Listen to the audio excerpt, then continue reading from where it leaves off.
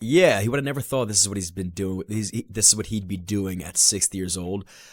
Again, you never know what life's gonna bring, and those material things are fleeting for sure. But I think it's good to get there.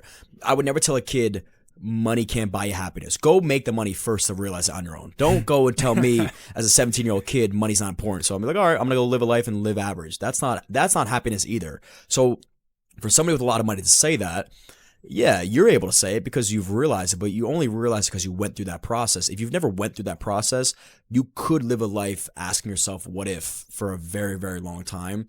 So yeah, man, it's very important to dream and never allow reality to sink in and be like, who am I kidding? I think that's the toughest question to ask yourself. That's the most debilitating one. So did you have Julian on your show too? Yeah, but I interviewed Julian in his studio. Oh, you did? Yeah, he invited me over. Oh, right, you told me that. Yeah, his studio's sick. He put a ton of money into that fucking thing. Yeah, I love it, honestly. I like it because it gives me ideas for when we're out of here to get my own personal one. He knows exactly what to be doing. Yeah, and I loved his camera angles. His camera angles were nuts. He had the placement of the coffee just right through him, on the foreground. I was like, dude, that's sick. Because I just started getting into videography and stuff and learning place items in the foreground to make it look cooler. Exactly. And it wasn't until I was playing it back, I'm like, yo, that looks insane. Yeah, and he'll write something a little stupid on the coffee cup. Yeah, whoever his guest is, he'll kind of point to it. But it was "Don't do crack" when I was there. Did you do crack before? Why no, I don't know. He just had me dying. Yeah, he's a great host, man. Yeah, amazing. He offered me coffee the second I walked in. I was like, you know me, I need to wake up. Yeah, man. He's just he's got the gift of gab. He just likes to have conversation. And we were talking about how he actually kind of lost the love for conversation outside of the podcast room, which he's really struggling with internally right now. Mm-hmm. And I'm like, dude, who the fuck, this is your job now. You're going to be burnt out from having a conversation with normal humans when you're talking to these extraordinary individuals all day. What do you expect to talk about? The weather? You just talk to the CIA agent that took down whoever, and now you're going to go talk to this random dude that works at the coffee shop, Yeah, I don't get it, because I definitely understand where he struggles a little bit, because how the hell do you go from that? I saw him post a ring of I forgot what it was, coins mashed together, and he's literally talking to the top dogs in the world, like you said, Navy SEAL, CIA agent, hearing the craziest stories in the world. How do you go from craziest stories to, oh yeah, I just worked all week and now I'm out here drinking, you know what I mean? He almost expressed it as a guilt, where he's like, I don't want to, because he's really good at what he does, right? And he turns it up, and he's a really good question asker, and it may be not intimidating, but it's a lot for the average person that's just walking by, and so he almost feels weird opening that up, and so he just doesn't. Yeah. And then when he steps in the podcast room, he's like, okay, this is my game field, I'm ready to go. His domain. Yeah, it's his domain. It is. It's his dojo, and he just can't. It's hard for him to feel like that outside, and I get that. Everybody feels the energy when you walk into a room where you're just this is where I flow, and I don't care about anything else that's going on in my life. Yeah, no, it's beautiful, honestly. Stepping into his studio, you just see it. You step in and it's his house. Yeah, man. He runs it. That's where he's struggling. He's I don't know why I can't walk in. I was like, dude, listen, you could walk in any room and own it if you really wanted to. You just got to tell yourself. The same thing you tell yourself when you walk into your podcast studio is the same thing you should be telling yourself when you walk into any room. Yeah, especially a person of his stature and his level. He's a dog. Before I even got the chance to meet him and go into it, I was scared, because I'm fucking walking into a dog's house. It's so funny now, because even texting him sometimes I'm still scared, but then he's like, yo bro, what's up? And I'm like, damn, I forgot, now this is my brother, you know what I mean? He's showing love, and it's really cool that how down to earth he is. I don't think people will really understand it until they meet him. He really is just another person. And I didn't tell anybody this, but his episode after recording it, bro, I was so inspired, so motivated, awesome, to another level, because it was I tell my buddies all the time, I could do this. I believe in myself, and that's why I started. But it's that belief was now happening. It's not I can do this, it's I'm doing it. Doing it, right. Yeah. We talked about before, I think the less time you can take from ideation to implementation, the better. You believe you could go do something, well, then go and do it. I don't care if it's on your iPhone with little $20 mics. Go start doing something, because you're better off that versus always on the sideline. And then you get intimidated. You watch guys like Julian, and if you've never done this sort of thing before, and you're seeing him at his year fucking 4, I think he's doing this stuff. you're going to be like, oh my God, I can never get there. Well, of course you think that. You haven't even started yet. Like, I remember I was one of his first episodes and he was just starting. Like, he was like, I'm in my fucking parents' house. Like, I don't know if it's going to work. And I quit my job and I'm going to hope for the best. And we were both kind of like ideating. And at the time, I had already found, micro success with the whole Johnny Drinks thing and whatever. And I remember, and he recalls it a lot. He's like, John, I've posted 260 fucking videos on YouTube and nothing is hitting. And I was like, maybe it's that 261st video, man. And he has that screenshot saved. And I don't know if it was the one right after that, but it was like his most viral. I think maybe it was Adam Bustamante that he had like his crazy viral clip. So it's just the game of repetition. Just keep doing it over and over again. Like, he had so much conviction in himself. He just never wanted to quit. And now, he amassed, I don't know how many, 800,000 subs on YouTube or whatever. How insane is that, though? Because, like, you're in the space and you're doing really well. You're successful in the space, dominating, just like Julian. So one thing you understand is you just have to keep going, because you saw Julian, 260 episodes. It's something that you notice the people that really want to do this and the people that don't is, like, you don't make it past episode 2 to 3 with 50 viewers if you don't want to do it. You know what I mean? Yeah. So that's when I see somebody with 200 episodes, 150 episodes. If they only have a small following, a small viewership, it's like, I know you love it. Because, dude, I see the back end. Yeah. You record an hour. He records 3-hour episodes, which is nuts. You go in and edit it. I can't imagine how much time it takes editing. Then you go in and you're posting 3-4 clips a day trying to blow up. It's like you're you're using 60-80 hours a week, and that's what people don't understand. Yeah, and honestly, like, I think there's two things that'll kill any sort of like creator journey. Number one is money, right? Like, if you're spending, let's say, a tremendous amount on this podcast and there's one day like, listen, I just can't afford to do this anymore, I have to go work or whatever it might be. And number two would be actually finding like lightning in a bottle too soon and then blowing that, right? So like, let's say you had a podcast and your first 3 episodes, they crushed it, right? They went astronomically well. And then you kind of had this equilibrium of like, wait a minute, now the next 20 episodes didn't perform well. What happened? Now you're chasing your own tail. You're like, I don't know where to go from here. And then you stop. So like that crazy dopamine hit is actually the worst thing in the world. And they say that all the time. Like, you don't want to go viral too quick if you're not ready to handle it. You know what I mean? You have to be progressively working your way in to realize like, hey, that was a great episode. It's not going to make or break me. And then we still have. I had an episode, and it's funny because you talked about like dominating the space. I'm relatively new in the podcast space, right? So like 17,000 subs on YouTube, and we've had a couple videos do really well, but we had our last week video I think it has like 130K views on it right now. A really good episode. The week after, this week, it has 300 views. So it's like, if I was now telling myself, oh, this is it, I'm at this top, every one of the episodes is going to bang, I'm setting myself up for failure. So I knew, and I'm not expecting the worst, but it's like, if it does happen, guess what? I have next week to post again. And if that does well, great, but I'm going to you're only as good as your latest hit type of thing. So I think it's just like, keep the fucking train moving. What do you think it was about that last video that got so many views? Was it your guest? Was it the conversation topic? A mix of both? It's like the dangling carrot in the face of any podcast that's relatively new is going to be the guest, right? It's just inevitable. You can't grow. It's going to be very hard to grow on your own if you're not already known. So it was the guy Mashtag. So Mashtag right now, it's like the perfect storm of, he was already big, but he's blowing up right now on YouTube, and he's never done a podcast. So like we were like one of the only people to have him on. And then, you get the dangling carrot in front of the face, but you got to have substance to your conversation. So the comments and the feedback were really high, and they were good, and it was, great conversation. I liked how the interviewer let him speak, and it was free-flowing and blah, blah, blah. So I can read that and say, okay, let me pick apart what I should be doing for the next time. But I could apply those same things and have a no-name person in, and you may not have anybody watch the episode. And that's kind of okay. And I think you got to reach a point where they're coming for you as the host. The guest is great, and you're always going to have these takeoff episodes, but have a floor level amount of views to be like, hey, I'm here for this dude. That's where you're grounded in. I'm just going to keep moving.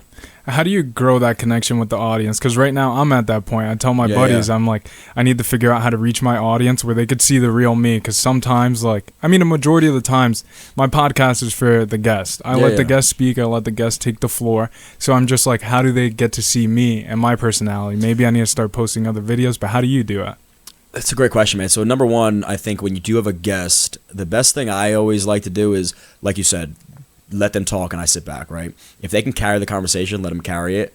I'd rather you hop in and say that was a great episode by whoever than have the feeling of that host fucking sucked. So asking really good questions, obviously, but asking genuine questions, right? Like not just the most generic cookie cutter, I chat GBT'd what I wanted to ask this dude. It's like I responded based on what this person actually said, so it felt like an actual conversation. And number two is like you got to get vulnerable, and it's gonna be hard sometimes to like share your own personal life. And even me, like I have my sound guy, the guy behind the camera, was from a very successful podcast. And he's like, the only way you're gonna build and establish a relationship with your audience is if you let them in. Like you got to talk to them like they're your best friends. And that is, for me, you're talking to nobody, to the camera, but you're talking to these strangers and you're acting like they know you forever. And it's just how it is. You got to be okay with being a little bit open. And if you're not, it's going to be very difficult to scale unless you're at or have a niche of like somebody, I don't know, like I look like the Diary of a CEO, where like he has such a way about him that he asks the best questions ever for whatever reason. I don't know how he's able to do it, but he probably does a ton of research. But then at the same time, like he'll let you know who he is, right? He has his own opinion. So you could say something and maybe that's how you feel, but I wouldn't be afraid of then telling you how I feel about it. So it's a balance of letting the guest talk, but then also allowing that guest to learn a little more about me. So I wanna let the audience get a chance to hear about your story, how you actually ended up getting started just in social media in general.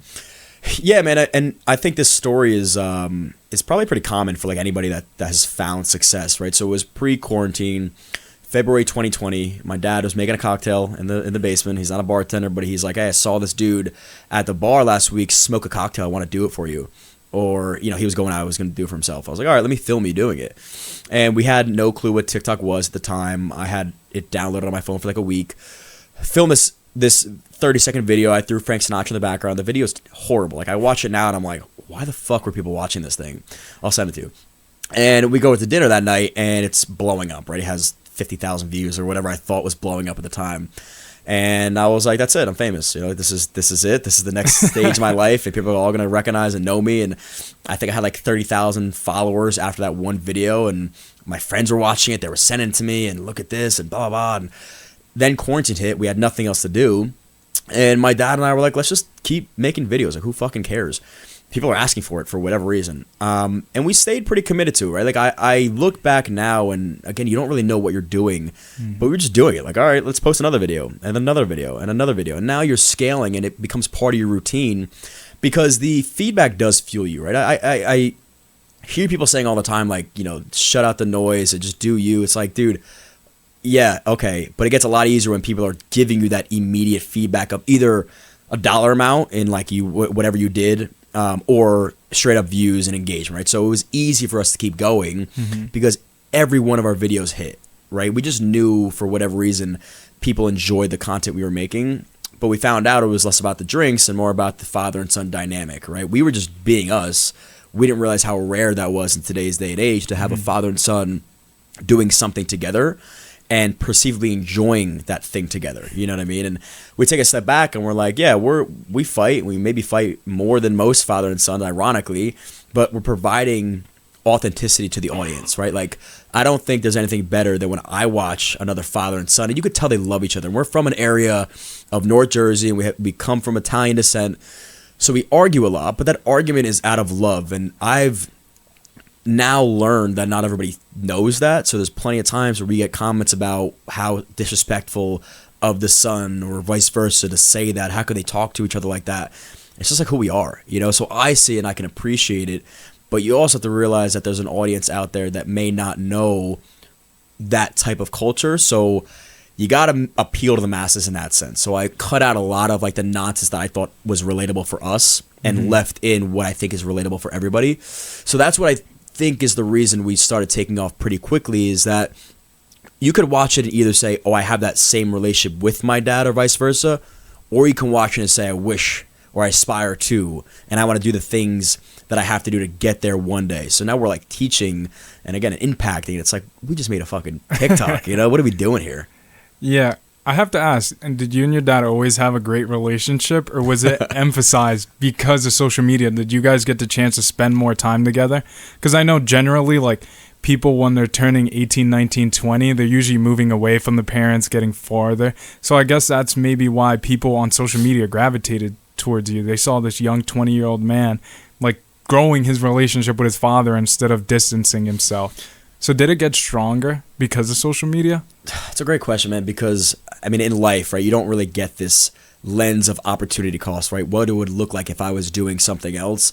But what I can say is, and I think every father and son can relate to this, is you normally go through, and I didn't make this up, but you go through stages in life with your dad, and it's like you idolize and then demonize and then humanize your father. That can happen early on in life. It can happen later in life. But for me, when I was 17 years old, I vividly remember either saying it to my girlfriend or whoever. I was like, if I could trade places with my dad right now, I would. Like, I thought he had the perfect life. He was the perfect guy. He couldn't do anything wrong. Just the way he handled himself, right? He had an aura about him that I really, really admired. And then you become an adult and you're like, you know what? I'm pretty good too. And then you start looking at the cracks in the wall and you're like, it's not that great. You know what I mean? There's things about him that I don't like, and he could have done something better there. And you start demonizing your dad. And now not hatred is a very strong word, but sometimes it happens and you just don't want to be around him. And then you go back into like this equilibrium of humanizing your dad. And for me, it happened the first time I saw this godlike creature cry or express that he felt weak in a moment. He didn't know what to do. And so I was like, this is just a man, right? It's just a man that it's his first time on earth and he's trying his best. And who am I to judge him so hardly? That it humbled me and it humbled our relationship. So now to say that we have this picture perfect thing going on is definitely not the case, and we don't express that we do.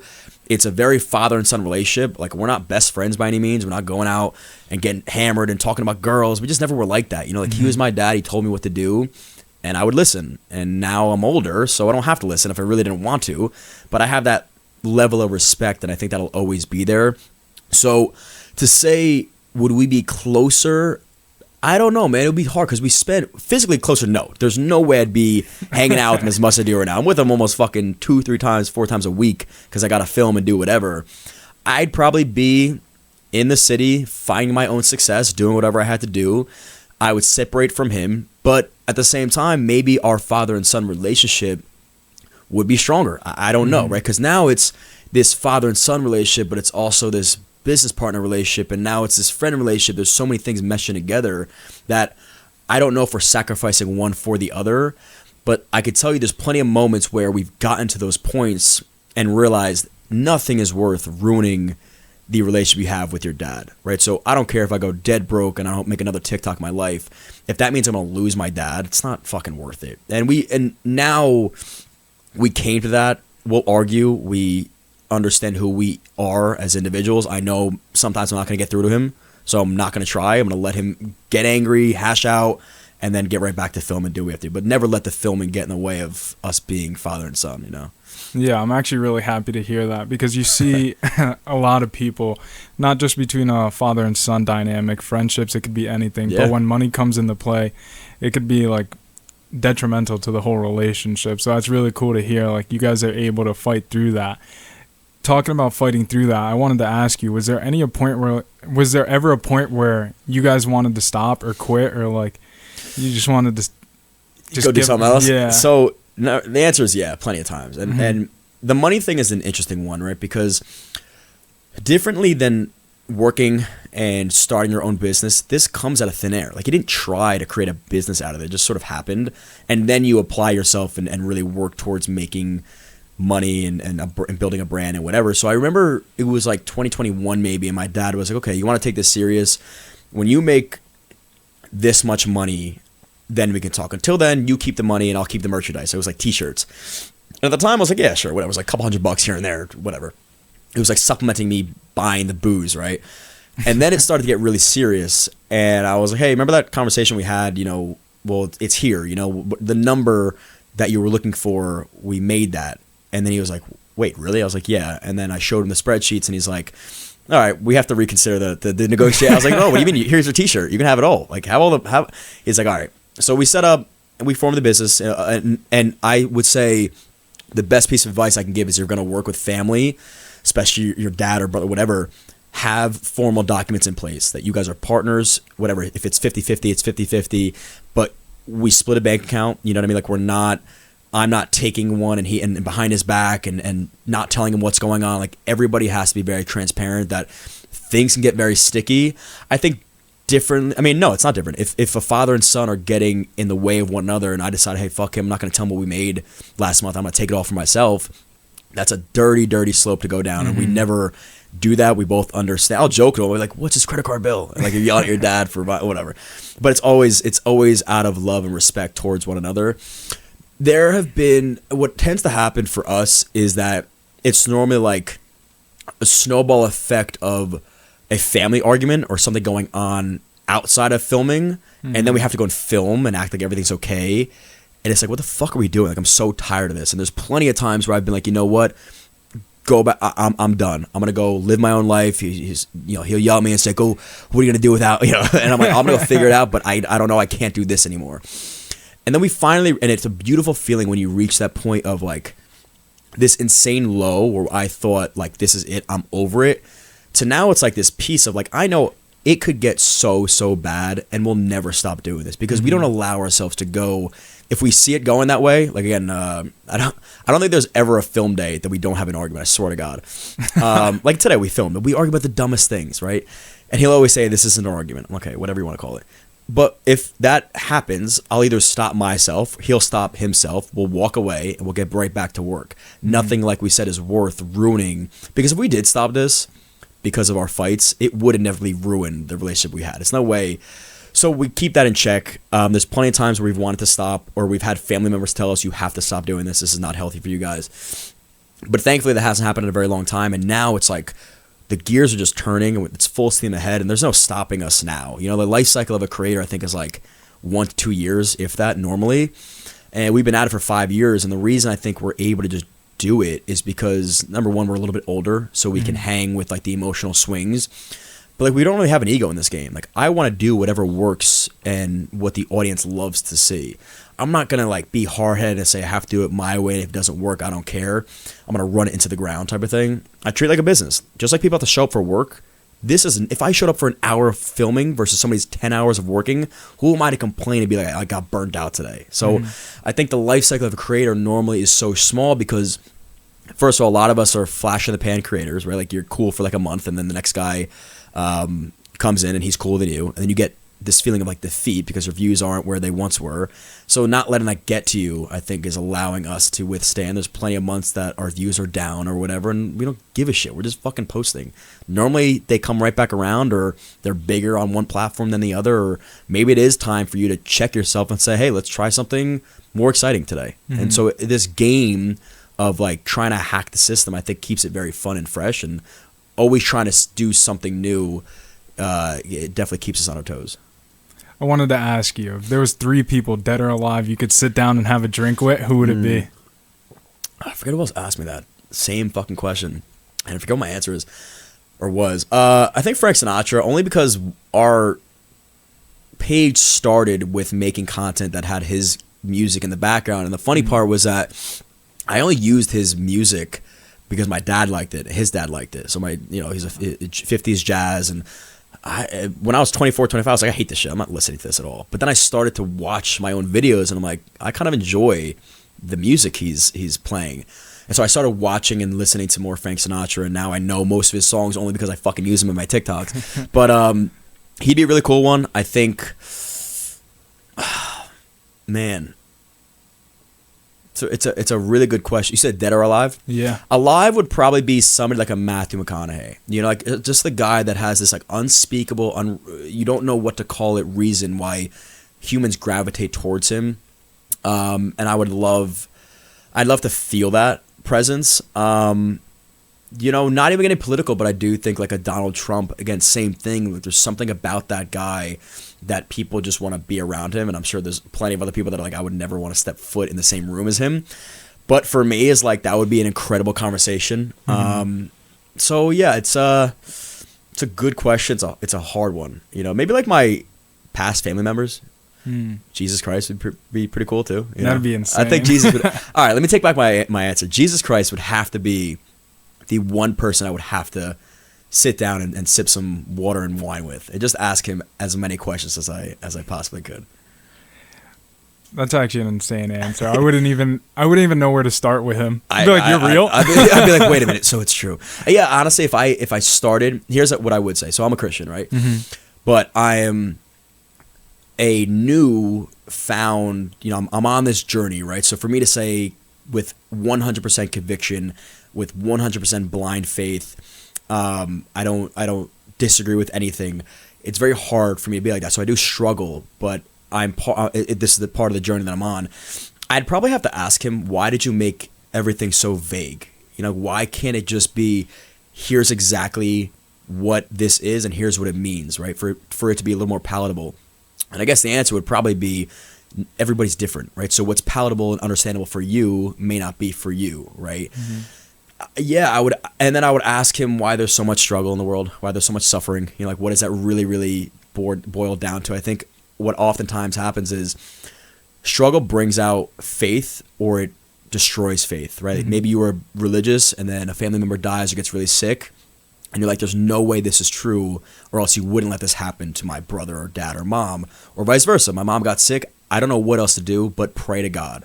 And God normally listens to your prayers. So like, it's this dichotomy of these two thoughts kind of meshing together and both being believers, or maybe it's a combination of both. But yeah, those are probably questions I'd ask him. If you could create your own liquor brand, what type of liquor would it be and why? So we've launched 3 or 4 so what we did is, like, it's called a white label, right? So it was their bourbon. We put our name on it. It was like the Johnny Drinks bourbon. We did it 3 times. And every time we did it, it was like successful if you wanted to look at like bottle sales, right? Like they all sold out. People liked the liquor. It's hard to work in the liquor space. It's very expensive. A lot of people are either too small to handle our growth or not, or too big to even want us because they know we're going to take a ton of fucking money. So it's like, you got the Jim Beams of the world. Why would they ever do an exclusive bottle with Johnny Drinks when they know they're already selling, they're already good, and the amount of money they have to pay us to do that probably wouldn't make sense. They'd rather just pay us for a video to promote their own liquor. So like, we realized that it's very hard to do. And for me, I'm not a huge bourbon guy. Like, I love tequila, but then tequila space is very saturated. Yeah. It's the upward trending liquor. Honestly, right now, liquor as a whole is downtrending. I'd probably, and we are discussing, we've been in talks, and I've always thought about getting involved in the non-alc space. Like, if you were to get involved right now with anything, it'd be non-alc. In the liquor space, yeah, because nobody drinks anymore. You look at the trends, man. It's like, I live in Jersey City, and you look at Hoboken on like a Sunday afternoon, used to be popping, and now nobody goes out. Number one, I think beer is $10 a bottle now. Who the fuck is paying for that? And all these dudes just sit around and smoke weed all day. Like, that's all these kids want to do, is they want to do nothing but sit around and smoke weed. It's the craziest thing in the world. I don't smoke. I don't judge you for doing it, but it's like, I don't know. Is that fun for you to do? I guess. I actually, now that you bring that up, I want to go back a little bit to, I wanted to ask you, what's your relationship with God like? Because you said it seems like it's growing now, and that's a trend I see all over the world. I feel like 10 years ago, 15 years ago, religion was really pushed off. I remember being in school. I remember a bunch of my friends just like, we never thought about going to church. We never thought about like reading the Bible. We never thought about praying together. But recently, in the last like 2, 3 years, 4 years, it's been this complete 180. You know what I mean? And everybody in social media, it's getting pushed a lot more. In my friend group, just everywhere I look, it's getting pushed more. And in my opinion, it's a great thing. I love it. But what's your relationship like? That's a really good question, man. So it's funny, right? Like, life is, your perspective on life tends to be what your life is now about, right? So if anything, if I became a vegan, right, my life, I would be opened to all these different vegans. And oh my God, it seems like everybody's a vegan now. Is that the case, or is it that I'm just more exposed and looking for these things? So for me, I thought the same thing. I was like, wow, once I started to dive deeper in my faith, it seems like everybody around me is too. It's like it's like my life's algorithm is just different now. So I don't know if it's because I'm more devoted, or because I'm looking for it, or because I'm surrounding myself, or maybe it's just, right, like, Did we abandon God a little bit, especially in this country, because we thought we were better than? And then look what happens. You know what I mean? When everybody just neglects faith, bad things tend to happen. And so for me, I found it because of my mom. Right? Like growing up, we were always Catholic raised, and we would go to church, like check off the box because we had to. And then my mom got very spiritual, like the secret and law of attraction and manifestation was all great. I think you're heading in the right direction when you do those things. Yeah. But for me, it was a little bit too vague, and it left me with a lot of questions where if you do have a level of blind faith and you're looking for the answers of life, how you're supposed to live, there's a literal handbook, and it's called the Bible. So if you want to learn how to live to the best of your ability, and I think people, that's the question, why should I? The answer is not to get into heaven. It's this is how you're made to live, right? Like if that's what you believe in. And what I tend to find is that most Christians seem to have like this peacefulness about them, right? They're rooted in their religion and in their faith, and the result is just that. So when I started diving into it, number one, it was a feeling that I had about myself, but I'm always like thinking outside of my own person and looking at individuals and who do I like the most, and it tends to be when I hear somebody talking about Christianity, I'm like, wow, I love that dude. For whatever, I don't know what the reason is, right? Like, I always did. I was like, that's a Christian. I love how he speaks. I didn't feel it at the time, but I loved how he made me feel, or she made me feel when she or he talked about their religion. So I was looking and aspiring for that. And then I dove into the faith a little bit more, and I was always agnostic. And I was always so curious about it. And what I found out about myself is like, you can ask yourself questions to death, right? If you're an analytic person, there will never be enough information for you. You'll always be looking for more until you finally say, you know what, I'm going to pull the trigger. If you're looking for an answer to decide on what to do one day, right? And you ask yourself 1,000 questions, you're really not that much closer to making a decision than you were at the start of the day, right? It's still normally a yes or no thing. And so for me, I keep asking, like, Jesus Christ could be sitting right there, and I'd still be like, yeah, well, like, how do we know it's him? You know, like, turn this into, and he would turn into wine. I was like, yeah, but this and that. So I finally let go of that and said, I need to have a level of blind faith for this to work for me. And instead of, and the questions always come, but the concerns, and I'm still reading the Bible right now, and I'm like, I don't know, something about that just like doesn't sit well with me. But you know what? I have to have a level of blind faith, and I'm going to read this book and assume everything in this book is truth. And if you do that, I think, again, you live with a little more peace. Like the uncertainty thing, I think, is what drives people crazy. You don't know what to believe, so you're believing all these different contradicting things, and now you're left unsettled. So, yeah, it's interesting that you feel the same way. I didn't know if it was just me. Definitely going to church more, and I think anybody that's looking to be or have a better relationship with Christ, read the Bible yourself. Like, read it, and don't play the game of, like, reading it and saying, wait, let me Google this verse, and what does that mean? Read it for yourself and try to interpret the verse for yourself. Don't let another human's interpretation get into your head about what that verse means. Because if you can't understand it, don't now listen to your version of it. I want to then read it again and again until I understand it for myself.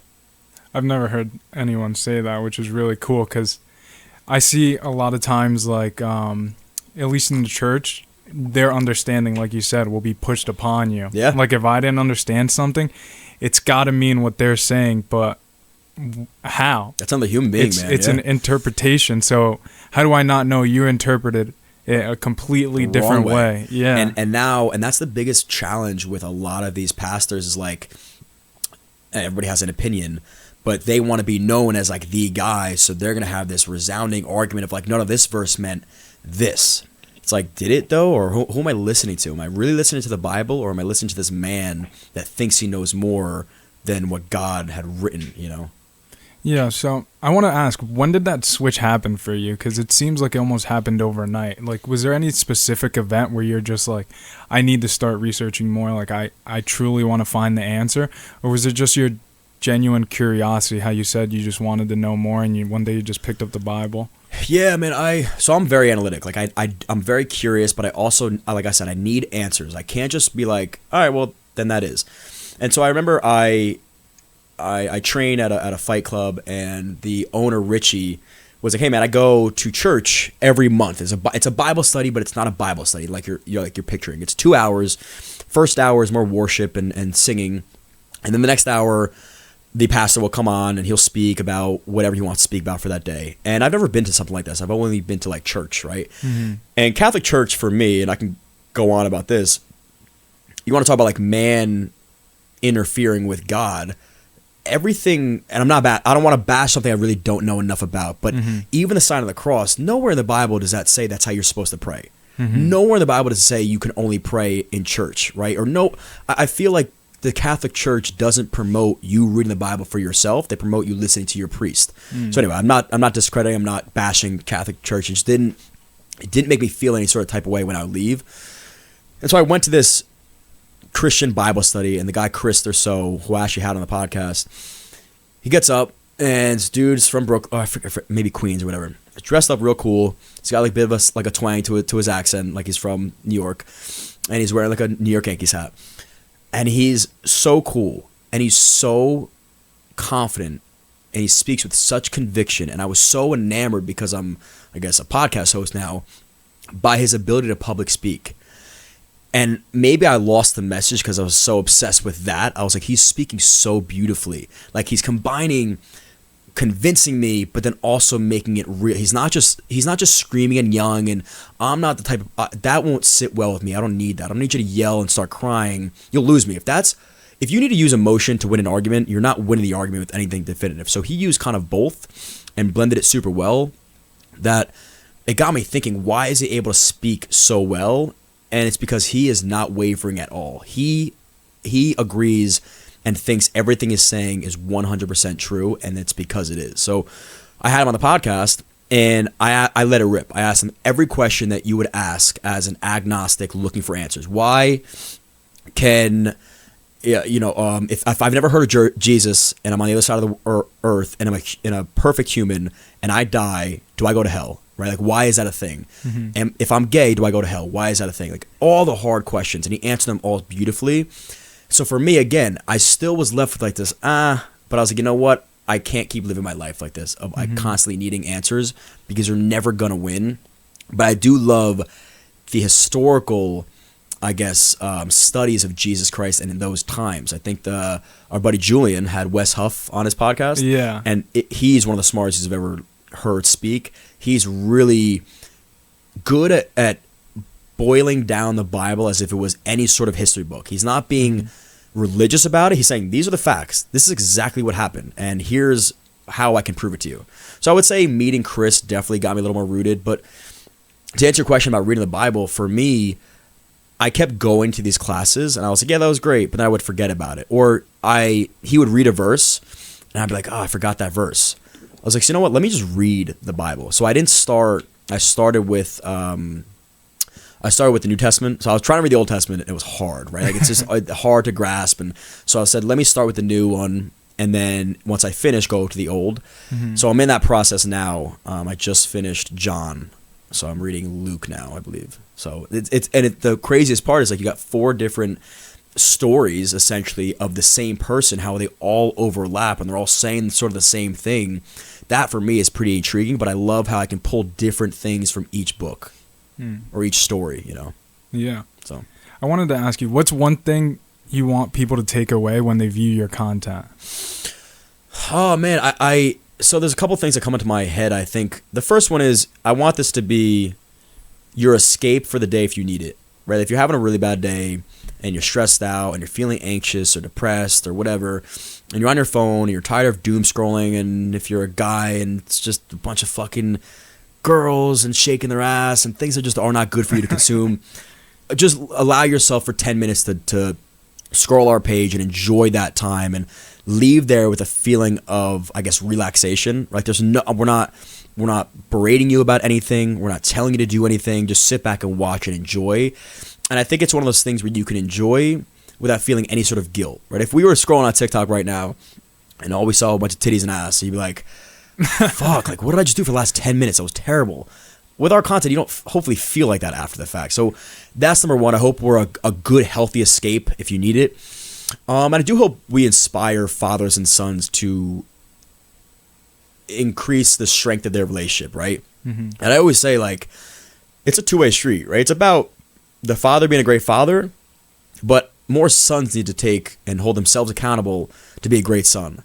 Because the difference is, like, the dad, unless you have a dad that abandoned you, of course, if he's in your life, he normally will do anything he can to help you live a great life. And more often than not, the son's sort of a piece of shit, right? Like, he just doesn't do what he needs to do to be a great son, and all the blame is then put on the father and not vice versa. So for me, I know there's plenty of times where I'm not a good son. It's not his fault, it's my fault. And I have to check in with that. And I hope people online see that too, is like, man, I wish I had that relationship with my dad. Well, like, what are you doing? Are you calling your dad? Do you ask him to do anything outside of eating dinner with your family? Do you ask him about his day, how he's dealing with this sort of stress? Like, again, we go back to, he's a human being. He went through a stressful day at work. Have you ever once lended a helping hand to the man that fucking made you, you know? So I would hope those things resonate with the audience that's watching. Yeah. Personally, I wanted to ask you this. How do you record when there's something going on in the background? Because this is the shut the fuck up. I said, yo. So, all right. So it's funny. We, with my house, if I go back home and we're filming in the house, we normally film in my dad's basement, and we'll wait until maybe nobody's home, or if my sister's home, my mom's upstairs cooking. They know now. I'm like, yo, shut up. Or I'll tell her, like, hey, turn the TV off and whatever. But if I'm filming like out, I'll tell people around us, like, yo, shut the fuck up. Like, you're in my I film with my buddy Petey. Shout out Petey Cooks, because he cooks. And what we normally do is, like, we'll have like a good Sunday and it's like a great meal, but we have a bunch of people over, we're drinking, having a good time, music's blasting.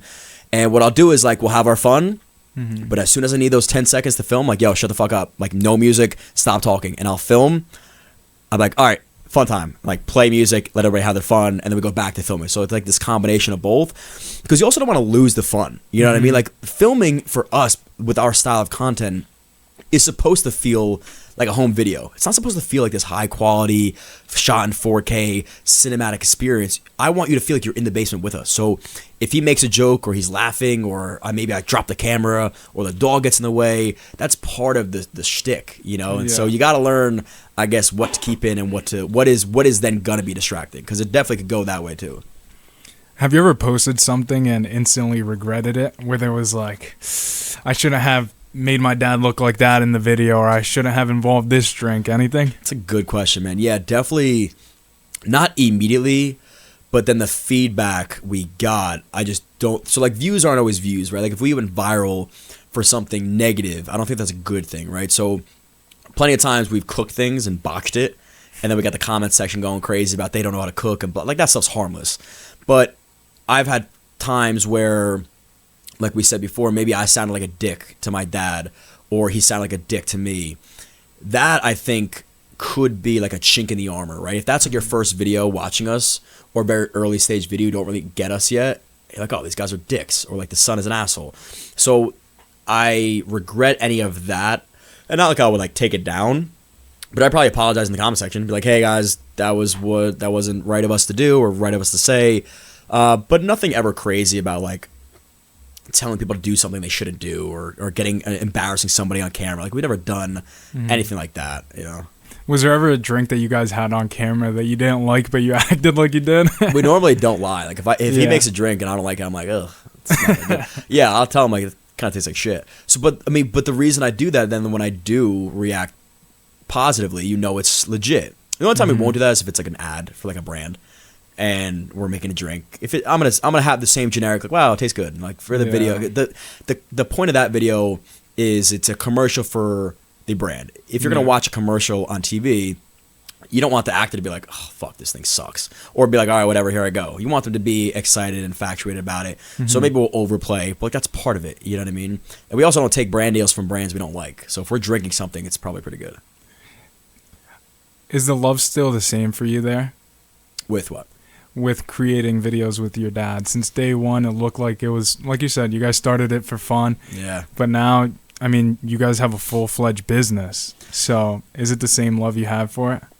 You know, it's funny. I think it's more love now, because I love the process. I'm really learning to appreciate what we're doing. Like, I'm building something with my. I always had a problem. So again, we talked about, or the other podcast, competitiveness, right? And I'm a pretty competitive dude, and I'd always compete against my dad. And my dad had a ton of success for himself. You know, made a great living, mortgage finance for 30 years. And I'd always tell myself, like, all right, my life goal is to make more money than him. I have to, right? Just like it's engraved in me. And then I caught lightning in a bottle. I'm like, fuck yeah, like this is what I'm gonna do. I'll make all this money, do all these things. And ironically, and God works in funny ways, is like, great, man, you want to make all this money? Guess what? The more money you make for yourself, the more money you're gonna make that guy too. And I'm like, motherfucker, I can't escape him. You know what I mean? But then I'm like, I'm getting angry about this, that I'm able to make my dad money, and not that he needs, he's not on the streets, but like, you know, I bought my dad a car last year for Christmas. Like, those are things that every son normally wishes they can do, and I'm out here doing it, and I'm doing it not only for him, but with him. And it's such a beautiful thing now that I really never grasped that concept in the beginning because I was just doing it. So I have more fun filming because it is funny when my dad yells and when I yell, and he gets a rise out of me and vice versa. And I take a step back more now, and I say, this is such a beautiful thing that I'm able to do this with my family. Who else would I want to be working with, and who else would I want to put bread in their pocket than the guy who created me?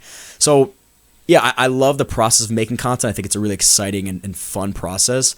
Working with a 60-year-old man is tough sometimes, you know, like for them to get what we're doing. But and there's often times I'm like, I wish I was a solo creator because then I can go live my own and do all these different things, and I can't run the risk of ruining my brand's reputation because it's not just mine, it's my dad's. So there's things that I limit myself on doing, but it's like, okay, if that's my trade-off, then so be it. Yeah. So where do you get that competitive nature from? Was it when, like, since birth? Was it because of your dad, like your environment? What was that? I think competitiveness is nature and nurture, right? Like, I do think there's certain people that just are fiery and they need to compete about everything. They can't play a game of chess or checkers without getting mad about it. I'm definitely not like that, but I believe competitiveness comes from working really hard and then seeing a result from your hard work. That result could be positive or negative, right? Like, so if I worked really hard and I trained really hard and I lost, well, fuck, I got to train harder. Or if I worked really hard and I won, now my brain knows work hard, have a better chance to win. And winning is just a great feeling. I don't care if it's, you know, winning a game that meant nothing to you. I think what feels really good is working really, really hard towards something and then showing up for quote unquote game day, whatever it is you're doing, and you're just flowing. Like, I don't know if you've ever public spoke, but like public speaking is, I think, the top fear in the world for most people. Yeah. I had to do a lot for the tech startup that I had to pitch, and that was a high like no other. Like practicing a pitch, speaking for 10 minutes and nailing it and answering every question somebody has, you walk out of there literally high. So that's what keeps me going. It's like I want to live with those glory moments, and the only way I'm going to get there is by being hyper competitive, stepping outside of my box, working really hard, trying something, and the risk of failing is going to be there. But if you fail, so be it. And living a life that you don't have any of those ups and downs, I think that's a pretty sedentary life. If you were to start all over again, day one, no experience, what would you do to blow up? Man, so again, I have a lot of friends, and not that I advise them, but I definitely advise. My sister and I have an agency, so we help consult other brands with their pages and stuff. And like if I have my fuck around page, I would advise posting in the beginning when you have no followers, no nothing. Let everything rip. I don't care what it is. Post everything that you're doing with your life with a sense of purpose, right? Like if you're trying to do this for a life and a business, have some sort of sense of like, this is what I want to be doing. You want to be a food vlogger, right? I guess I would start there. What do I like to do, and what tends to perform really well? But then what also what then creates the best chance for me to make a business out of this, right? So for example, the fitness space right now, probably the easiest to go viral if you have a nice body, like if you're a girl or a guy, the hardest to monetize. None of those people are making money because they're all a dime a dozen. They all have six-pack abs and muscles. So like, if you don't want to promote the pre-workout for free, guess what? The other fucking 17-year-old will. So for you to make a lot of money doing that is very difficult. So I would reverse engineer and be like, which industry and sector makes the most money right now? Food, right, for example, because when you think about a food video, think about the opportunities for monetization. It's not only the food products, it's the appliances, it's the accessories you're using, it's the clothing you're wearing, it's the, you name it. There's an addiction of watching food content, and the difference between, say, somebody lifting or somebody making drinks and food everybody loves food. Universally, I don't care who you are, you probably like watching some sort of food content. And you can share that with people. That's the biggest thing too. Realize what can be shared with other people. So again, you talk about what goes viral. Normally it's the video that you see, you watch the full thing, but then you shared it with 5 different people. You shared it with your mom, your sister, your brother, versus the video that you watched the whole thing and said, all right, that's cool, next video. That's the difference. So I'd pick a niche that I know I can go viral in and that can make me a lot of money one day. And I would post every fucking day, and I would post 5 times a day. And I wouldn't stop until I found what works, and I would abandon what didn't work, and I would double down on that. And keep letting it rip. Like, don't put a timeline on, when you're supposed to go uber viral or when you're supposed to make money, because that's a slippery slope. Just keep posting. And have no expectations for it. Have fun with it. If you're not having fun with it, you're never going to last. Yeah, I hear a lot of people say, like, you really need to enjoy the journey. You know what I mean? Because part of it. It is like that is it. You know what I mean? I feel like it's the whole thing, kind of. Because if you don't enjoy the journey, you're hating 90, 100% of it. Dude, it's like the juice is in the journey. Like that's what I like. If you're not enjoying what you're doing, and again, we talk about like taking a step back, enjoying the film days. Right? You're gonna be miserable to then post a TikTok video, and then rejoice when you get 1 million views. Like, who gives a fuck, man? Like that's not what's important. And if it is what it's important, think about again. The only time you're happy is when you get that moment of getting a ton of views or getting paid. Those are very fleeting moments, and they're rare moments compared to the 24 hours in a day you have to enjoy the process of whatever you're doing. Definitely.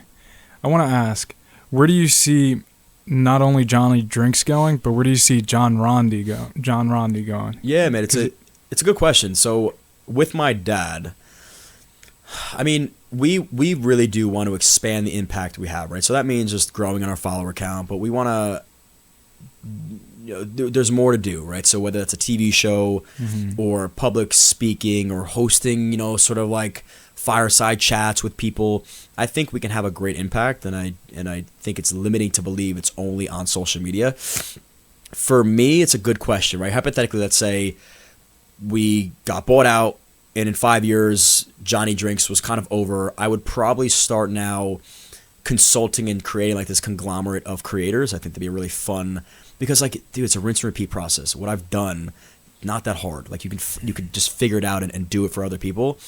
I would do that. I would really double down on the agency side of things. I think that's really fun. There's no better thrill than like the startup grind, right? Like watching somebody start something from nothing and getting excited about one product sold, like that's amazing. So being able to be a part of all the good and none of the bad is great. So if I'm helping and advising startups or creators, I get to be there to consult and then be there for your wins. I don't have to deal with the nonsense of logistics and operations that you do, right? That's your job. So I want to be around the people that I think live the most exciting lives and the most fulfilling lives. And that's probably in the realm of content creation, just based on what I'm doing right now. But yeah, man, I love to train. I want to get really good at jiu-jitsu and keep doing that. Monetizing jiu-jitsu is very hard unless you're very, very good and you got to devote your life to it. Even then, none of these guys are making money except for now with like the tournaments that are big buck tournaments, and you got a couple guys here and there that are making a tremendous amount of money. Other than that, these dudes are literally living out of the gym or in their cars, and they train all day, every day. So you got to pick and choose. Yeah, the love for the sport's insane. How long have you been training for? Because people might not be able to tell over the camera, but dude, you're jacked. Thank you, man. I appreciate it. I started real young, like 14 years old, jiu-jitsu. And this is a whole separate topic that I can talk about, is like there's such a difference between being functional on a mat and looking really good. I remember being young, what got me so obsessed with jiu-jitsu was I would watch the UFC like anybody else. Like, oh my God, I got to own all the tap out shirts and whatever the fuck. And I would always be so confused because when I was young, I always pictured Superman being the strongest and the best fighter, right? So he was supposed to look a certain way, like a bodybuilder. And then I watch these guys in the cage, and I'm like, why does he have such skinny legs? And why is he kind of flabby? And why does he not have any muscle? And then you grow up and realize you're training for your sport, and your sport may not require, and oftentimes does not require, you to have a substantial amount of muscle to you. So as you progress and get older, like me, I could be a lot bigger, a lot stronger, look a lot better if all I did was focus on in the gym, bodybuilding, and eating right. There's a sacrifice you have to make if you want to then be good at jiu-jitsu too, right? So my balance now is coming to grips with, I'm going to sacrifice the way I look and I'm going to sacrifice the way I feel if I want both of these things, you know? So it's a blend, and it's appreciating where you're at with your life. You can't keep looking in the mirror and be like, oh, I wish I was a little bit better. I mean, you can, but you have to appreciate what you have for now. And so now my training looks a lot different because it's blending both worlds versus just trying to bodybuild and then hop on a jiu-jitsu mat. It's never going to work. What's one thing you would tell somebody who's never done jiu-jitsu? What's one reason you would give them to go do jiu-jitsu? Oh, man, it is the best hobby for somebody to pick up for so many reasons. I mean, number one, it's the most humbling thing you can do. Because, again, you go to a gym, right? A gym can be intimidating, right? You got a bunch of if you go to like a hardcore gym, a bunch of big dudes muscled out. You know who the seasoned vets are because of how they look, right? If you look jacked up, more often than not, you've been in that gym for a long time. Makes sense, right? I start here, I'm skinny, I'm scrawny, I'm gonna get there one day. So you're not like let down when you meet the guys that are the best. You have no expectations to be there because you just started. Whereas you hop on a jiu-jitsu mat, you really have no clue how helpless you are against other human beings that are walking this earth. So you walk in this gym, and you got these like know-nothing looking dudes that are like kind of frail and look a little nerdy and goofy, and then you get on a mat with them, and they're ripping your head off, and you're like, what the fuck is going on? And then you experience what feels like drowning out of water, and you're so overwhelmed by this feeling, and you're like, I am powerless. I can't do anything right now. And so now you can either choose to live ignorantly and blindly and say, I'm never doing that again. Or you could say, all right, I'm in it. I can't wait until I'm on the other side of this. And once you reach that point, it is the most, we were saying before, you walk around with like this humble confidence. I walk around the bar or whatever, and 90% of human beings don't train, which is ironic because like you live in this world. I think everybody trains because I do. Yeah. But I walk into the bar. I would say maybe 5 other guys at that bar train jiu-jitsu, if that. So normally, if you're handling yourself like that, you could probably take most dudes that are just average human beings, aside from like the gigantic Neanderthals that are fucking huge. You walk around with like this confidence of I could handle myself if I wanted to, but I don't want any problems with anybody. I'm not walking around bumping into people trying to start a fight. But God forbid something happened, I could handle myself. And I would never do it out of a way of like complete disrespect towards somebody else unless it was life-threatening to me or somebody I loved. So being able to walk through life, I think you can handle conversations a bit better. You embrace hard arguments or conversations, and maybe you embrace people that are really hard to deal with because you're like, okay, I get in a screaming match with you. What is the worst that happens, right? If it came down to it, one of us is saying, let's fight. If that's the worst case, and I'm used to fighting every day, and jiu-jitsu is not a fight, by the way, and I could get to that too. But if you use the combat like that, it's less scary for you. It's like, all right, even if you get in a fight and you win or whatever, and I'm not dead, then it is what it is. Like we walk away and we're both okay. So jiu-jitsu teaches you a lot of things. It teaches you that it takes a long time to get good at something. It takes a lot of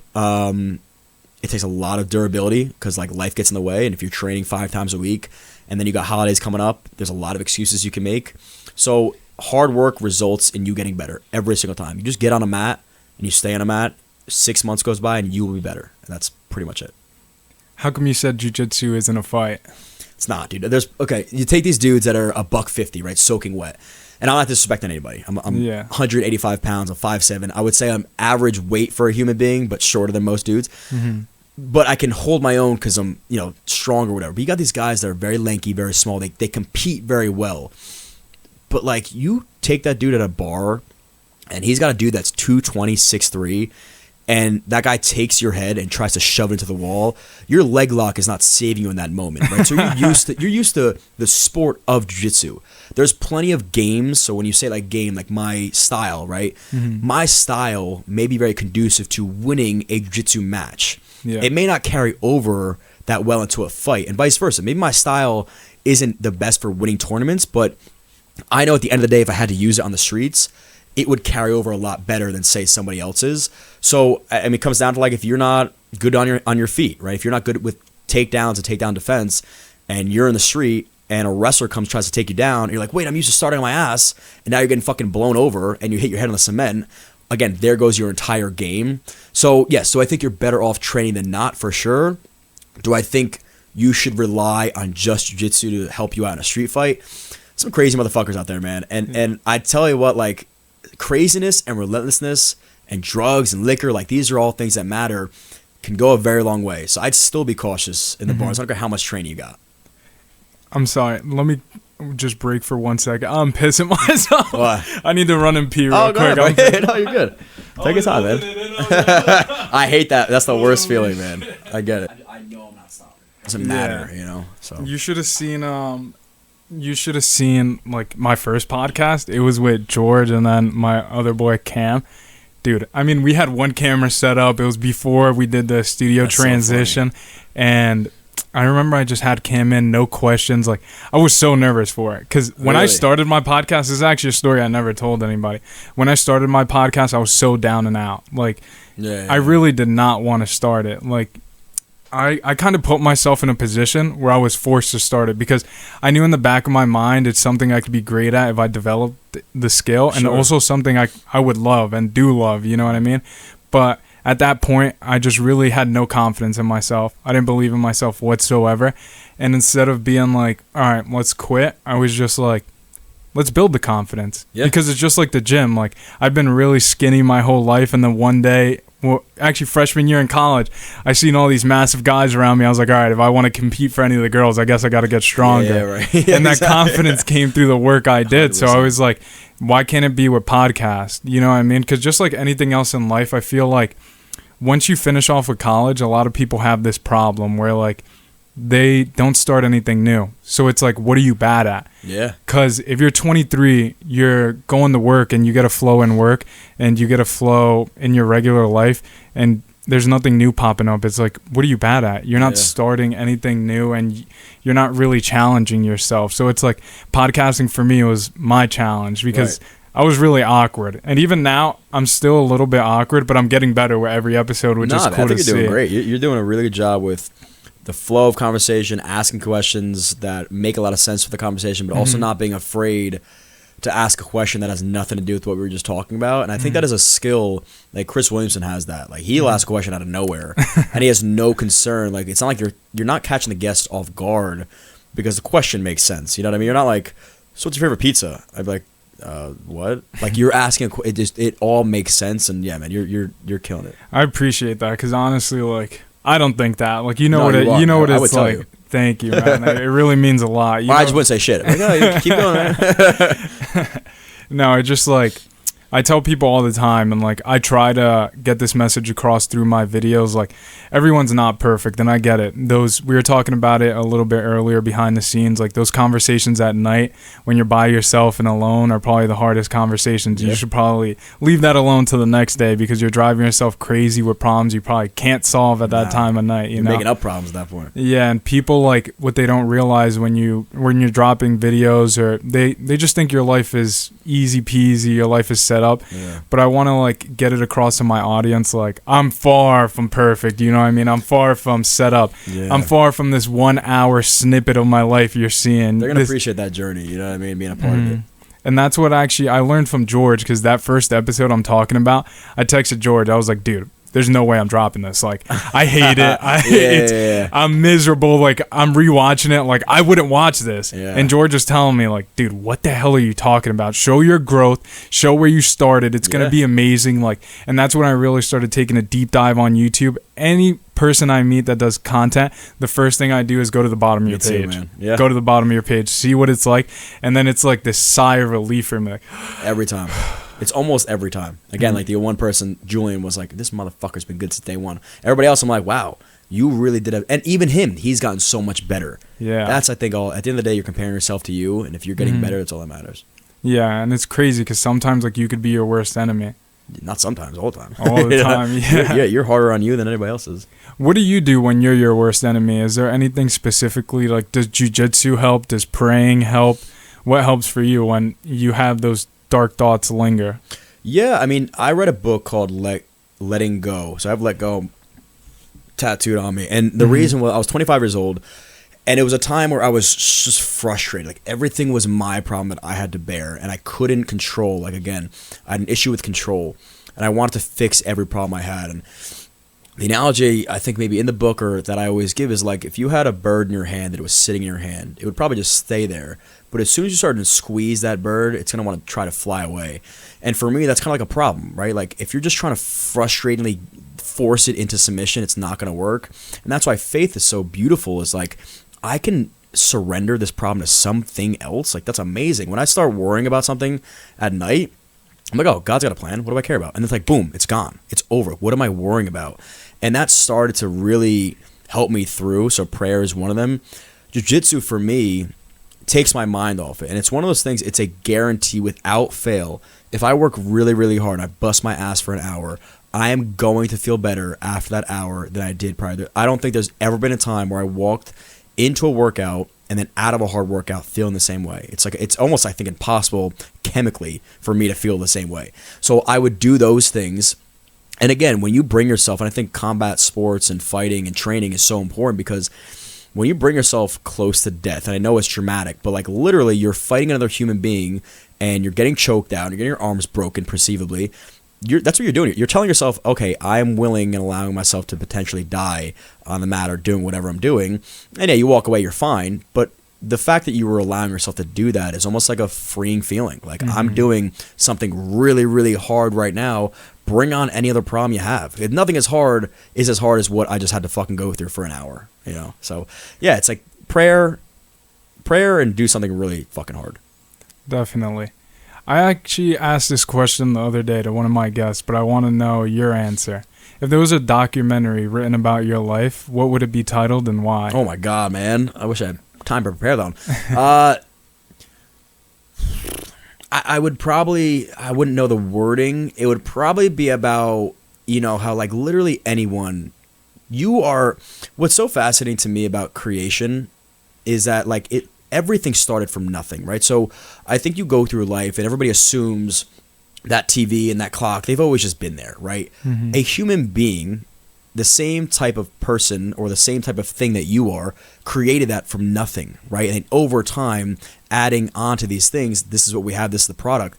So like when you make a video, that video never existed, right? Like now that video lives in the life of everybody else that's been impacted by that thing. And for me, like, that's so inspiring that like creativeness comes from nowhere. And I never consider myself anything different or above average or out of the ordinary. I just like what I do and I have a passion for it, and I want to go prove that you could do this too. You don't need to be overly special to find greatness and find success in life. Just go find a passion and have fun creating, and go create what you think is going to have a positive impact on the world. What would you say? This is another question I love to ask my guests, because I want to tailor my interviews more for the younger audience, like kids who want to get started in content creation. Like, what would you say to the 17-year-old who just wants to get started and has no idea what to do? I know we followed it a little bit earlier on in the show, but specifically to that 17-year-old in high school with just an iPhone and is like, I really want to go after it, but I don't even know where to start. Yeah, but it's so funny because you do lose sight and you'd forget how it feels to be so young, right? So I'm 29, let's say 12 years of being 17 to 19 years old. I always question, like, would I like myself? You know what I mean? Would I be inspired by that? How would I feel about John Rondi at 29? And I don't really know what the answer was because, again, I forget how I felt. Yeah. But I hope that, again, like we talked about, I'm proof that you can go and do this thing or whatever you want to go and do. So for that 17-year-old kid, really sit and take some time to learn what you want. And if it is making content or being successful, I remember being 17 years old and just wanting to be rich, right? I want to be rich and drive fast cars and be with all these girls and live on a yacht and all the same things that we kind of all still strive for. But like, It was just, you didn't know how you were going to get there. You just knew you were going to get there. I would start boiling that down of like what you think your easiest path to that success would be. And dream gigantic. Like, don't ever let anybody be like, all right, well, that's not realistic to be a billionaire one day and own all these houses and whatever. Even if you never get there, it's exciting to think about, especially when you're that young. So always have that mindset and then go and do. Like we said before, the less time you can take from ideation to implementation, the better. If you're going to be a 17-year-old kid, go and do it. And it's going to be hard because your friend's going to tell you not to do it. They're going to laugh at you and try to insult you, bring you down. I promise you, as soon as you start doing it, those same friends are going to be the ones asking you how, and they're going to want to ask me involved. Like that's how it happens every single time. So friends when you're young are very important. Find one or two guys that truly do support you and help you through the process, and hang out more with them. You got to like, entertain the other ones and, kind of joke around with them, but just don't feed them. Don't ask them for feedback. Don't tell them what you're doing. Go live your life and live it the way you want to live it. Mm-hmm. I want to emphasize a point you just made, which is dreaming. Because that's something like I realize it, at least in the last 3 months, I started to realize how many people don't dream. Even myself. Like I don't dream enough. Yeah. It's like once I ended college, like, and I had a good job and I was comfy, my dreams ended. It's not like when I was a little kid, I started to remember back to when I was this little kid who wanted the Lambo, who wanted the girls, who wanted the yacht, who wanted to pay off the car for the dad, retire the dad. Right. And then you get kind of stuck where it's like, all right, I'm comfortable. I could afford a house in a little bit. I could afford the regular life. And it's just like the dreams kind of get cut off. Yeah. It's like how important is to keep on dreaming. Because like you said, your dad's 60 years old and look what he's doing. You know what I mean? He would have never thought. Yeah, he would have never thought this is what he's been doing. This is what he'd be doing at 60 years old. Again, you never know what life's going to bring. And those material things are fleeting for sure. But I think it's good to get there. I would never tell a kid, money can't buy you happiness. Go make the money first to realize it on your own. Don't go and tell me as a 17-year-old kid money's not important. So I'm like, all right, I'm gonna go live a life and live average. That's not happiness either. So for somebody with a lot of money to say that, yeah, you're able to say it because you've realized it, but you only realize it because you went through that process. If you've never went through that process, you could live a life asking yourself what if for a very, very long time. So yeah, man, it's very important to dream and never stop. Never allow reality to sink in and be like, who am I kidding? I think that's the toughest question to ask yourself, and it's the most debilitating one. Yeah. I wanted to ask you, when you look in the mirror, who's John to you? Because what I'm looking at is a dog. You know what I mean? That's so funny, man. You know what I mean? And I know, like, sometimes, like I said, I look at myself in the mirror and I'm like, all right, who's this skinny guy? Just all these negative thoughts. Yeah. So who do you see? What do you tell yourself? I don't look at myself enough, and I think it's a really important exercise for everybody to do is like look at you and genuinely, like you said, ask yourself that question. Because I'm on camera a lot, I guess I do get like that outside perspective of who that kid is or who that guy is. There's plenty of moments where I'm like, who are you kidding? Like you're faking this and you're not who you think you are. And then it swings, and then it's almost too much where the ego kicks in and you're like, I'm the man and nobody can tell me nothing and blah, blah, blah. And then you reach this equilibrium of like, this is who I am. I'm very comfortable in my own skin. I'm good at this. I'm not good at this. I am this type of person. And that's just who you are. But I ask myself that a lot. I wonder what other people think of me. And the answer is everybody's going to think differently of you. There's plenty of people that could look at me and say, he's killing it and he's an awesome dude. And there's plenty of guys that are probably like, kid's an asshole, right? Thinks he's all that. And I get both. My cousin, I remember he was at the bar one time, and so we lived together. So we moved in, and I live in an apartment complex, and my room is I love where I live, right? Like I remember when I was touring, I turned the corner and like the floor ceiling windows. As soon as I turned it, I was like, I didn't realize, but this is what I've been imagining my entire life. So I didn't care about the dollar amount. I was like, I'm living in this apartment. So like that's the lifestyle I guess we got used to, and that comes with like an air, I guess, if people don't really know you. And I remember my cousin was at the bar one time, and some dude was like, you know what? Like, regardless of what they say about your cousin, he's a good dude. and my cousin was like, yeah. He's like, what do you mean by that? And then he walked away, and he was like, what the fuck are they saying about you? I was like, I don't know, man, but I could probably assume. And I've heard it from other people, but it's like, that's such white noise to me. I don't really let it get to me because there's so many people around me that I love and care for and vice versa that say so many good things, but they're also the ones to first tell me like, hey, listen, man, you got to check yourself sometimes. Yeah. And so I'm very humble with the life that I live. I never overstretch and ever want to come across as too cocky. So I hope that is what resonates with the outside perspective versus not. All right, I think I'm going to end it there. All right, man. I just wanted to say, man, thank you for your time, dude. Dude, thanks for having me. Hearing your story has been sick. I mean, I love it, honestly. Yeah. It's a pleasure to have you. I can't thank you enough for coming by. Dude, when you guys have your party in here, I want to be here. The live stream you're more than welcome. Getting crazy here, man. This setup, man, everything you're doing right here is incredible. And keep working because you're great at what you do. And one day you're going to look back and be like, thank God I didn't stop. Thank you, man. Means Absolutely, a lot man. coming from you. Hell yeah. Cheers. Cheers. I was sick. Good shit. Yeah, dude. This was awesome. I mean, you guys are. This is fucking. I was so shocked. I literally when I walked down your stairs, I was like, I'm about to walk into like a fold up table with like the little microphones. Oh nah. Yeah, this is fucking crazy. Yeah,